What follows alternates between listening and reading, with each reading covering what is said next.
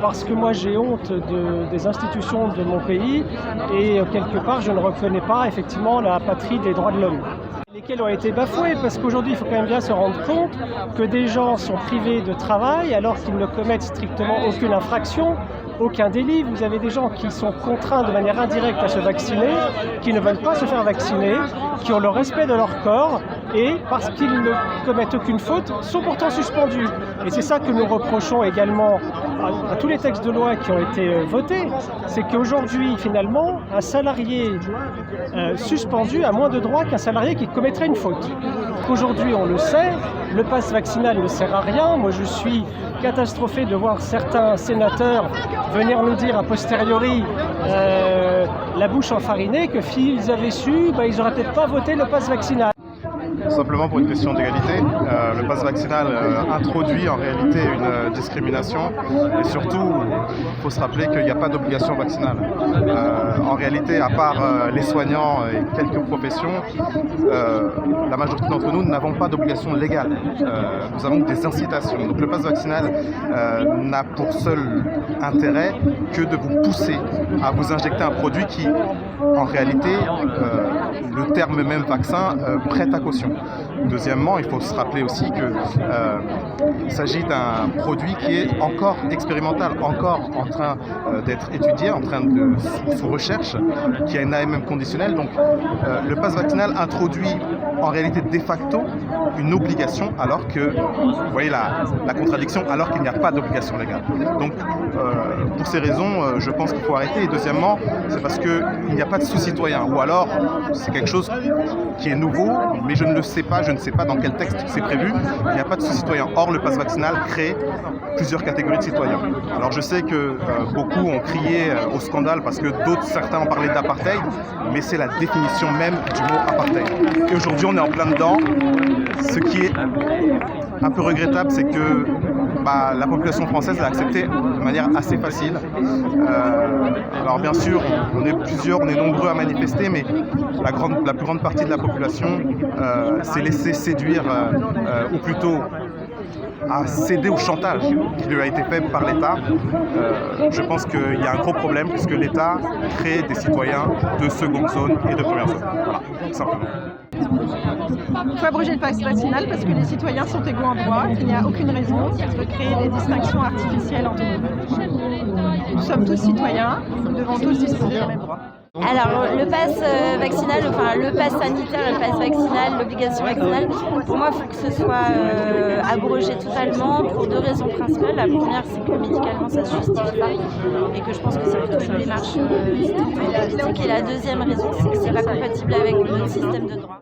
Eh bien, à mon sens, car il s'agit d'une atteinte qui n'est ni nécessaire ni proportionnée aux droits et libertés fondamentaux des citoyens. Nous savons tous que les atteintes au principe de liberté d'aller et venir, au principe de liberté de se soigner, ne peuvent être que minimalistes. Et à partir du moment où celles-ci sont nécessaires et proportionnées, elles peuvent dans certains cas être admises. En l'espèce, nous savons que face aux variants Omicron, la vaccination fonctionnait moins bien par rapport aux précédentes souches. Nous savons aussi que il s'agissait d'un virus qui était moins virulent. Enfin, nous avons aussi vu les dégâts causés pour ceux soumis à l'obligation de se vacciner et soignants qui étaient suspendus. C'était des soignants au bord du désespoir car ils n'avaient aucune indemnité. Ils se trouvaient aussi dans une situation où ils ne pouvaient plus travailler. Par conséquent, il n'y a ni nécessité au regard des effets de la vaccination ni proportionnalité de l'atteinte portée. C'est la raison pour laquelle les conditions de droit remplies pour porter une telle atteinte aux libertés ne sont pas remplies. Parce qu'il est totalement contraire à nos libertés fondamentales et qu'on peut se poser quand même de très légitimes questions sur sa nécessité. J'ai accompagné des amis pour ce rassemblement là, que je trouve intéressant. Et moi, je me sens surtout concerné par la défense des libertés, là, qui sont quand même pas mal attaquées depuis quelques mois, années maintenant. Et moi, je suis vacciné en fait, mais voilà, je trouve pas tout à fait normal d'avoir plus de droits que d'autres personnes non vaccinées. Ça m'inquiète beaucoup, parce que dans 1 an, 2 ans, 3 ans, il y aura peut-être autre chose et je vais être peut-être concerné aussi par des restrictions de liberté. Les mêmes droits pour tout le monde. Exactement. Parce que le pass vaccinal crée une discrimination entre les citoyens. Comme on a dit tout à l'heure, il nous enlève une liberté qui était acquise sans aucun justificatif et que le vaccin est une arme bactériologique, en fait, une arme biologique, un médicament à titre expérimental. Normalement, pour participer à une expérimentation génique comme celle-ci, il faut donner un consentement libre et éclairé. Or là, les personnes qui sont vaccinées n'ont pas donné un vrai consentement, il est vicié leur consentement et n'ont pas été informés sur tous les effets secondaires possibles de ce vaccin. Pourquoi abroger le pass vaccinal? Parce qu'aujourd'hui, il n'existe plus de motifs légitimes qui permettent de laisser ces discriminations. De telles restrictions à des libertés fondamentales telles que la liberté d'aller et venir, de se réunir, d'entreprendre, d'avoir un métier, ne peuvent être apportées qu'en cas de crise majeure. À partir du moment où il existerait des faits d'une telle intensité qu'ils ne pourraient être résolus par des mesures nécessaires et strictement proportionnelles. Ce n'est plus le cas aujourd'hui. Le pass vaccinal n'aurait pas dû être, puisque en fait, ça n'a jamais été le cas, mais en tout cas, il doit être abrogé, car aujourd'hui, il y a presque unanimité scientifique pour reconnaître qu'il n'a plus d'utilité, si tant est qu'il ait pu en avoir une seule. Alors, il est indispensable d'abroger le pass vaccinal car il est ubuesque aujourd'hui de mettre en place des contraintes et des sanctions contre des citoyens alors qu'il n'y a pas à la base d'obligation légale de les vacciner. Et par ailleurs, ces sanctions sont faites hors cadre légal, sans juge, sans avocat, sans procès.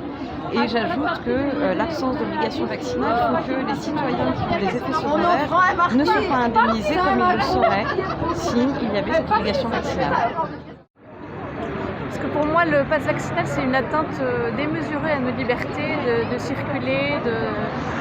Ça crée 2 catégories de citoyens, une sorte d'apartheid. En fait, c'est une chose qui n'est jamais arrivée dans notre société.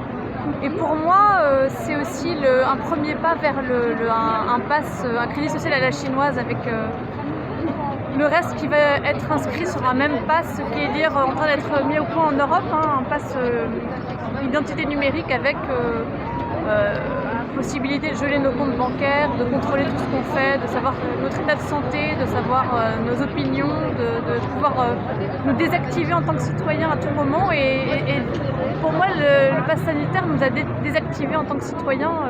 Après que les gens veuillent se faire vacciner ou pas, c'est libre à eux, mais le fait de sanctionner quelqu'un qui n'est pas vacciné en lui rendant la vie impossible, je trouve ça scandaleux. Dès le 12 juillet, dès que Macron a déclaré qu'il y aurait un pass, là j'ai eu comme un espèce de tonnerre. Je me suis dit là c'est le début de la fin. Voilà.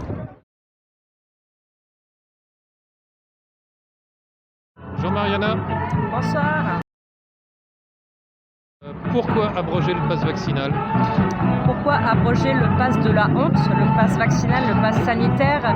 Tout simplement parce que c'est un régime d'apartheid institutionnalisé par l'État français qui met les citoyens les uns contre les autres, les vaccinés, les non vaccinés, les masqués, les non masqués. C'est tout simplement le pass de la honte.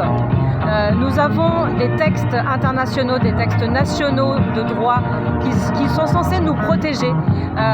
Aujourd'hui, nous constatons les violations aux droits fondamentaux les plus sacrés.